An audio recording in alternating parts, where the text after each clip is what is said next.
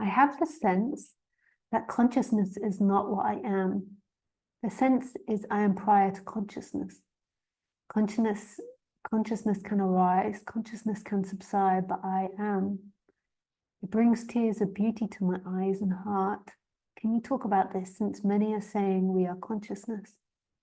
It is a sense as if the Absolute is not aware at all. It does not need it. It just is, absolute complete. I might not be able to join today, but can listen later. Thanks. Yeah, thank you.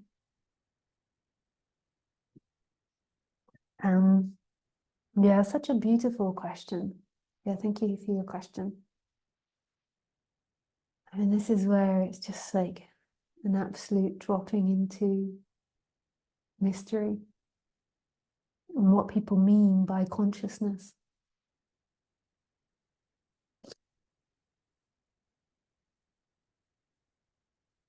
I think here we just get to the edge of the cliff and we cannot speak about it. Falling off like lemons.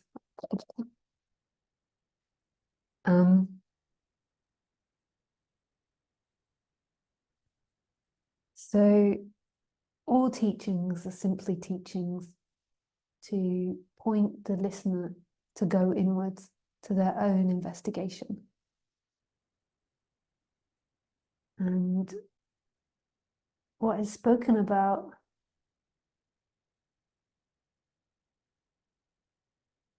are simply that. And the consciousness, firstly, we don't know what people mean by consciousness. Like, do they mean personal awareness or the big consciousness? So Nisargadatta Maharaj, he would call awareness the supreme and absolute sometimes, not all the time. And then he would call consciousness the more personal awareness. You know, what we know of as consciousness. So these words, you know, I think the consciousness teaching is beautiful, but it's not an ending. It's an investigation to go inwards and to find it for yourself. And one thing I can say is it's absolute any abstraction in the mind. And it is no thing which automatically makes it all things. But this is absolutely unspeakable. So in Buddhism, in the Heart Sutra, that's what I have. Beep, beep, beep, beep, beep, beep, beep, beep. On my arm. Yeah. That's not the whole of the Heart Sutra. But it's Pranya Paramata's mantra, who's the Bodhisattva or the goddess, whatever we call her, or Buddha, that belongs to the Heart Sutra. In maybe some traditions, I know that there are so many thousands of traditions. So whenever I speak, I'm like, in some traditions. And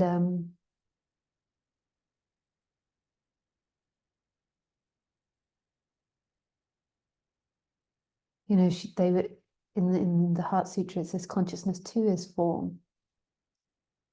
And their final pointing as to what it is the form and the formless, or emptiness and fullness. Actually, I think they might say in that it's emptiness, but so this is where we just begin to fall off the cliff.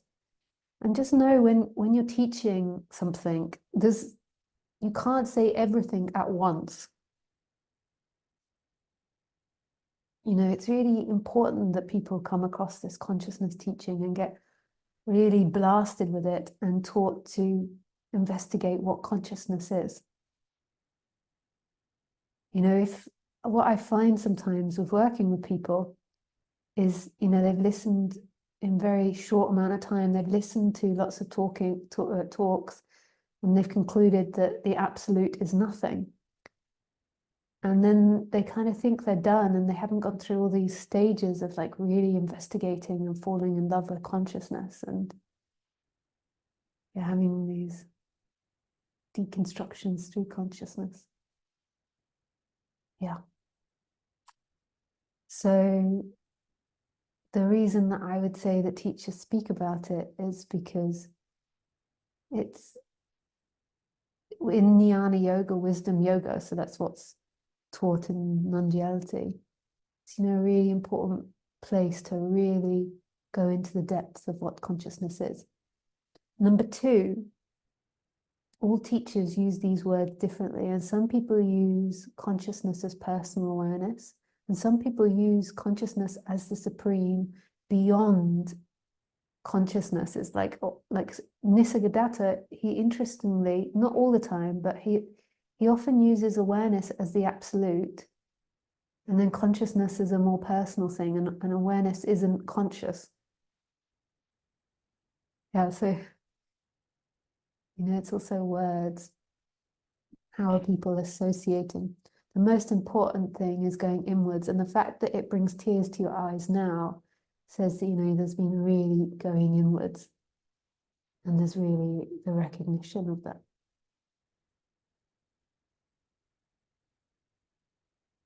Thank you for your question.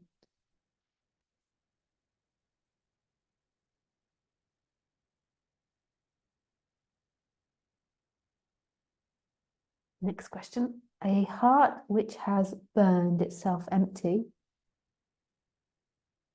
Irina Tweedy,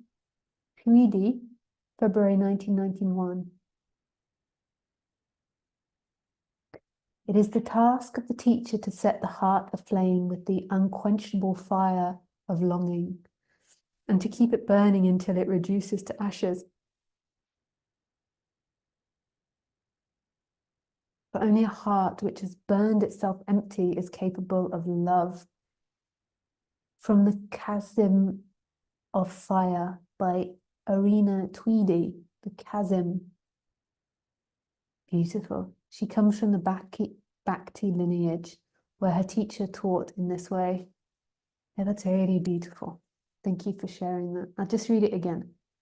It is the task of the teacher to set the heart aflame with an unquenchable fire of longing, and to keep it burning until it reduces to ashes. But only a heart which has burnt itself empty is capable of love. Yeah. So there we come to that word again, empty, from the last questioner. The importance of the emptiness, or nothing.